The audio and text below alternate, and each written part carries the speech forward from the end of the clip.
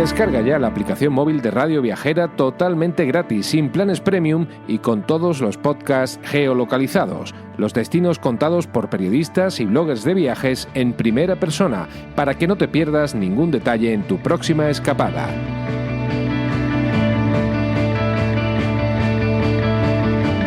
Estás escuchando De Donosti al Cielo, con Carlos Bengoa, de las redes sociales de Donosti City, en radioviajera.com.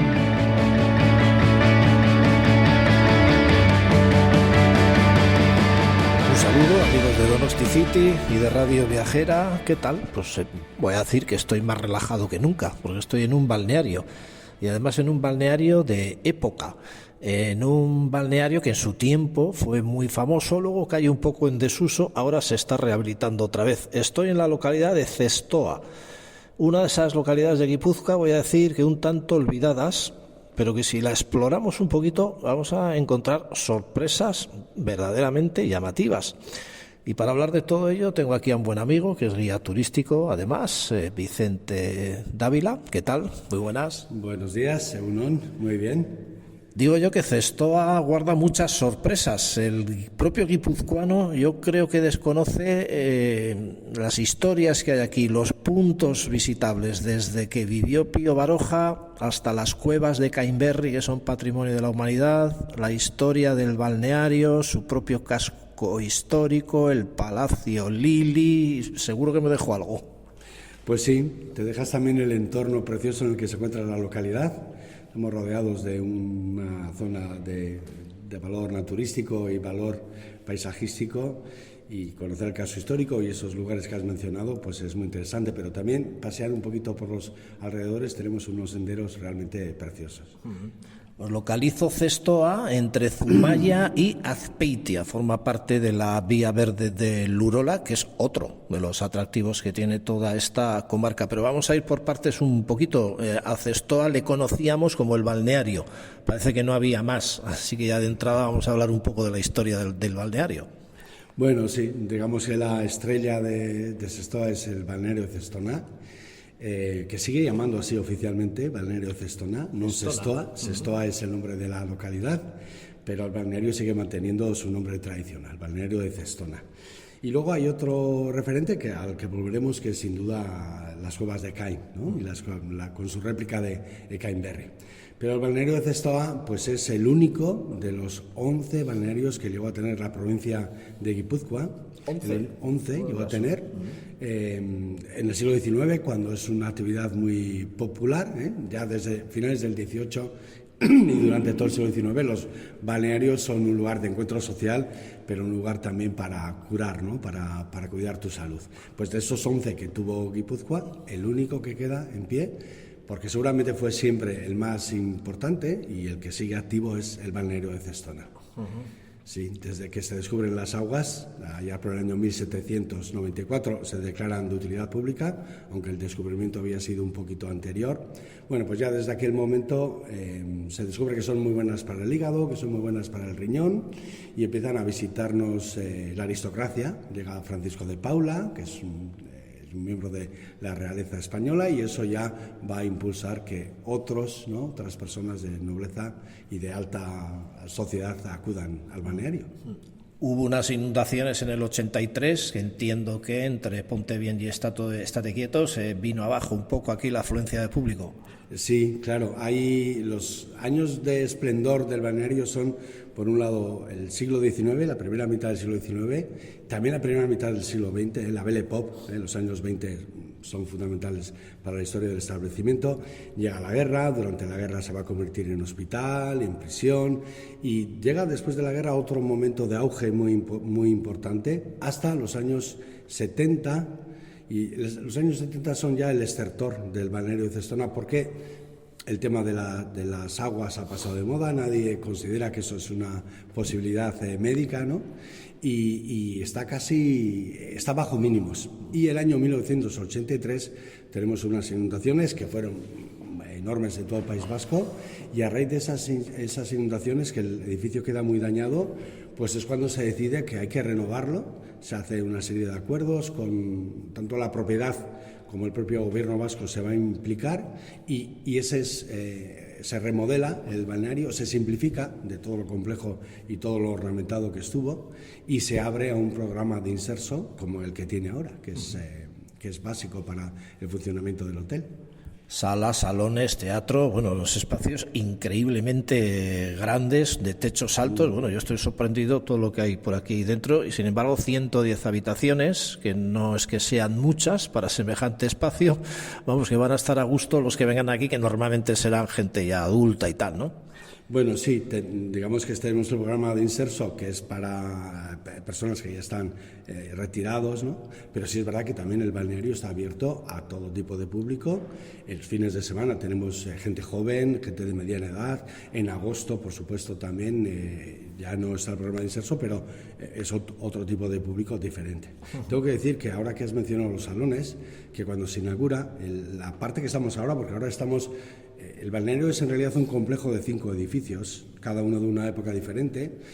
En el que estamos ahora mismo es del año 1895, lo diseña José Grases y Riera, es un arquitecto importantísimo de la época, y cuando se inaugura, en la publicidad de la época, se vende como nada más ni nada menos que el mejor hotel de toda Europa. Y en aquella época Sestao llegó, o el balneario de Cestona, se le llamaba el Baden-Baden español, ¿no? Porque Baden-Baden era el balneario de referencia en Europa. O sea que, bueno, de ese esplendor... Todavía podemos sentir la atmósfera de ese esplendor, ¿no? En estos salones que tenemos. Estaba viendo ya era el salón principal, por así decirlo, y el teatro, y bueno, me da la impresión de estar viendo aquí a la gente de la Belle Époque de aquellos años, o bueno, o sin tan Belle Époque, ¿no? Que al final parece que hablamos siempre del pasado como la Belle Époque. Vamos un poquito ahora hacia el casco histórico de Sestao, así unas pinceladas. Me llama la atención las dos puertas que tiene, súper antiguas, bueno, una serie de edificios, la casa de Pío Baroja que hemos citado. Sí, bueno, Sestao, lo que es el casco histórico, sin haber conservado un patrimonio espectacular, sí tiene un patrimonio modesto que más que nada evoca el pasado. Es una villa de fundación medieval, como muchas de Guipúzcoa, es 1383,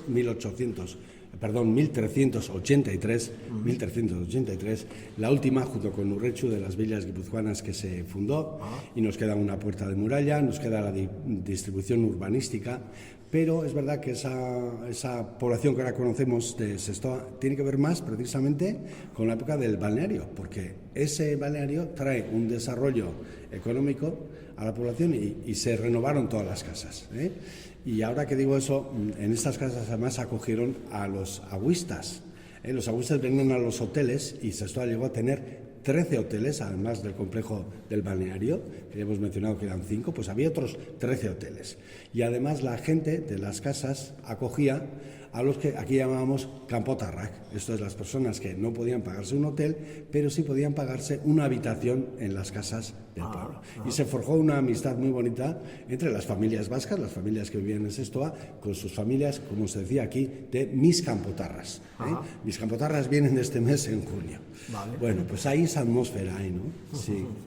Decía la casa de Pío Baroja que antes de ser escritor fue médico, sí, que debió tener consulta en San Sebastián y aquí también, o en alguna de las dos. Bueno, Pío acababa de terminar la carrera allí en la calle Atocha. Su padre, que tenía relación con Sestao porque era ingeniero de minas y había estado en las minas que había tenido Sestao, le dice: oye, mira, ha salido una plaza de médico en Sestao. Era el año 1894, el balneario estaba en plena construcción, donde estamos ahora, y él, como va a ser su primer trabajo, pues acepta la plaza. Y lo bonito de Pío es que él no llega a estar aquí ni siquiera un año, pero descubre muchas cosas, ¿no? Descubre, por ejemplo, que él no quiere ser médico, o que él dice que él no sirve para ser médico. Porque los médicos de aquella época lo que hacen es recetar, y cuando más recetan, más dinero sacan. Y él, que es una persona honrada, pues no tiene esa capacidad. Y entonces se da cuenta primero de eso, de que él no va a dedicar su vida a ser médico, pero se da cuenta de otra cosa muy importante, y es su identidad. Él vivía en Donostia. Donostia era una ciudad que ya entonces tiene un desarrollo turístico, tiene una identidad turística, y él, que habla euskera, por supuesto, y que con dificultad a veces se puede comunicar con la gente del pueblo que hablan su euskera local, se da cuenta de que esa cultura vasca que él había perdido o que apenas había notado es parte de su esencia. Y él se descubre aquí como una persona vasca. Escribe en hay varios relatos en los que habla precisamente de su época de médico en Sestoa. Y a mí me gusta mucho cuando él dice que, porque lo vemos ahora, ¿no?, que cuando él salía de madrugada, porque le llamaban a algún caserío que estaba en las montañas, a veces las montañas estaban cubiertas de niebla y salías al sol. Esto es muy típico de aquí, ¿no?, de nuestro País Vasco. Salía al sol y de repente se metía en medio de esas nieblas que quedaba envuelto. Entonces él decía que ya cuando escribe sus memorias, que se le olvidaban muchas cosas de Sestoa, pero que siempre quedó en su alma, en su corazón, siempre estarían esas nieblas que bordeaban las montañas de Sestoa. No me extraña nada lo que decía, porque la última gran foto, gran vídeo que saqué hace nada, este podcast lo estamos grabando en noviembre de 2025, por si lo escucháis dentro de unos meses o dentro de unos años. Subí hasta Santa Engracia envuelto en la niebla, de estas que estás diciendo dónde coño me he metido. Claro, es una carretera sinuosa de montaña y justo el promontorio en el que ya está la ermita de Santa Engracia se despejó. Y bueno, o sea, fue un momentazo tremendo ver todo el cielo azul, el sol y la niebla por debajo mío, ¿no? O sea, que no me extraña nada estos valles así que son como cerraditos por donde pasan los ríos. El río Urola, pues al final, donde hay río, normalmente hay encajonada hasta la niebla entre las montañas, ¿no? Bueno, después de esta pincelada absolutamente fotográfica, estamos ahora saliendo un poquito, pero muy poquito nada más, de Cestoa, el Palacio Lili, que es una de las joyas de la arquitectura vasca, arquitectura gótica vasca, ¿no? Sí, es un edificio realmente señalable, porque nos han quedado edificios góticos en el País Vasco, en Guipúzcoa, pero Lili tiene la particularidad de que es un palacio exento, con un patio central, de finales del gótico, y además es muy bonito. La verdad es que es muy hermoso. Mira, Pío Baroja, vuelvo a él porque él decía que, claro, él es una persona muy crítica y ya se da cuenta de que el pueblo había sido vapuleado, digamos, por el desarrollo que había producido el balneario, y que las casas casi todas eran nuevas. Entonces él al pueblo no le veía mucho encanto, aunque nosotros ahora se lo veamos.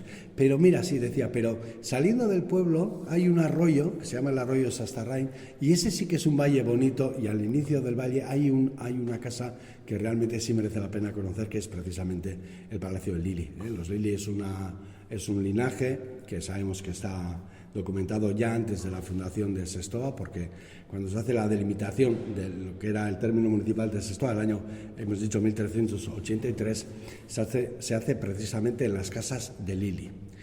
Sería un edificio diferente al que conocemos ahora, un poquito más antiguo, pero eso ya nos da un poquito de idea de la identidad y de la importancia que ha tenido, ¿no?, en el desarrollo de Sestoa. Sí, además hacen visitas teatralizadas, encantadoras, divertidas, incluso muy bonitas, de lo más recomendable a nivel turístico, y para ir con toda la familia, además, en ese Palacio Lili, donde conoces la historia y pues ves a actuar.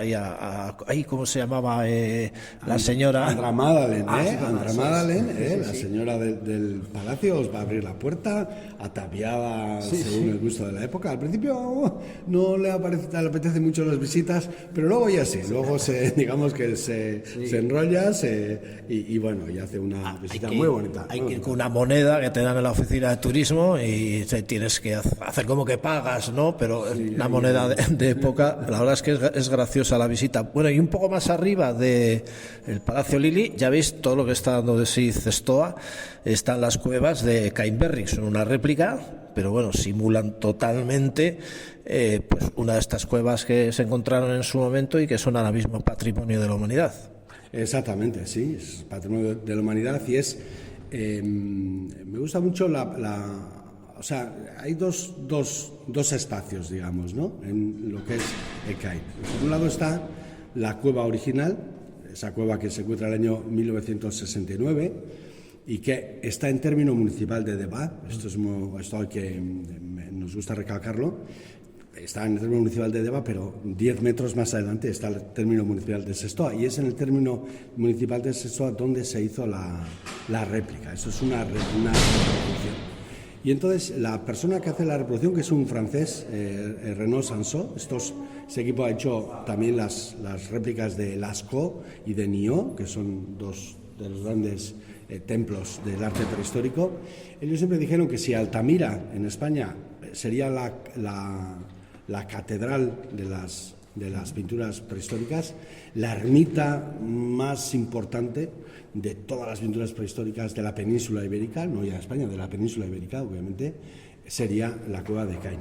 La cueva de Caín, que no vemos su interior real, pero en la réplica tenemos las sensaciones absolutamente logradas de estar en la cueva original. La temperatura, la oscuridad, las pinturas y la roca que ha sido reproducida milímetro a milímetro con total exactitud, en fin, es una cosa inmersiva realmente que recomiendo, pues, imprescindible conocer. Sí, hacen visitas guiadas también y hay actividades fuera de lo que es la cueva en sí, pues para aprender a tirar cómo se cazaban antiguamente. Bueno, está bien dotado también en cuanto a la posibilidad de hacer excursiones, visitas guiadas por ahí. No sé si nos queda algo ya que no sea los barrios de los alrededores, alguno como Aizarna, por ejemplo, Encantador, el de Iraeta, no sé. Sí, bueno, ya decíamos, ¿no?, que desde luego cualquier caminito que se haga de Sestoa te va a llevar a entornos muy bonitos, ¿no? Y entonces están esos barrios que acabas de mencionar. Está el barrio de Aqua, que está muy cerquita también de Sestoa. Es un pequeño conjunto de caseríos, una media docena de caseríos, pero que están todos ya documentados desde el siglo XV. Es un valle endorreico, y nada, que son 20 minutitos desde Sestoa hasta el valle de Aqua.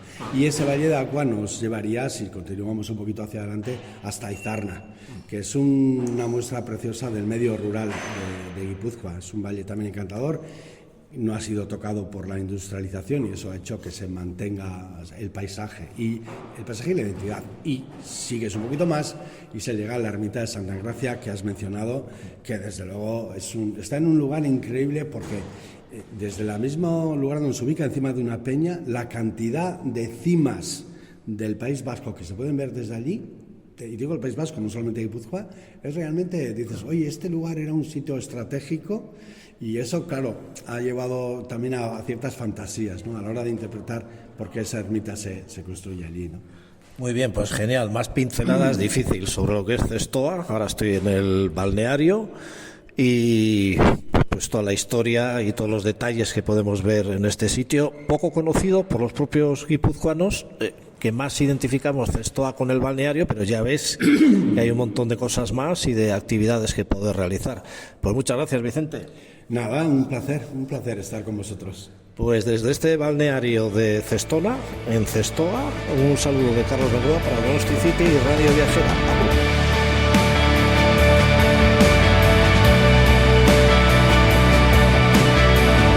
Descarga ya la aplicación móvil de Radio Viajera totalmente gratis, sin planes premium y con todos los podcasts geolocalizados. Los destinos contados por periodistas y bloggers de viajes en primera persona, para que no te pierdas ningún detalle en tu próxima escapada.